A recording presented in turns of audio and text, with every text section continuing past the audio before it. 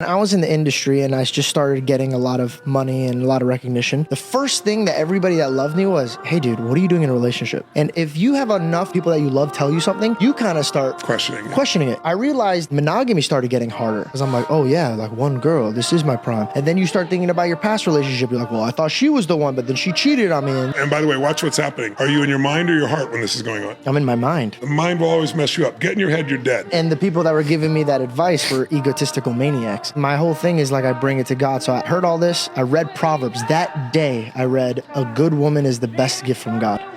And so I go, okay. So I sat back and I looked at everyone who gave me advice. And I'm like, they're this age and they're still chasing tail. And no offense, you look like a creep at the club. And then I go, okay, well, what do I want? And I go, well, I want a family and I want a girl that when I looked at Bella, I knew she was the one because when I looked at her, I prayed to God. I go, this is the first woman that if my kids turned out like her, I'd praise my God until I pass away. So when I held on to this, I go, okay, well, if there is a devil, I guarantee you if he saw a beautiful gift from God, he's going to fill it with lies so I could get rid of it because he can't touch what God gave me. And so I sat there and I go, God, if this is the problem, remove me from the industry then, or make me a man who could stand strong here, supporting my wife and loving her like my church. And dude, I'm gonna sound like a crazy man, but it was just overnight. I started looking at women differently overnight. I just feel so sad that there is people like me that don't have wisdom to fall on.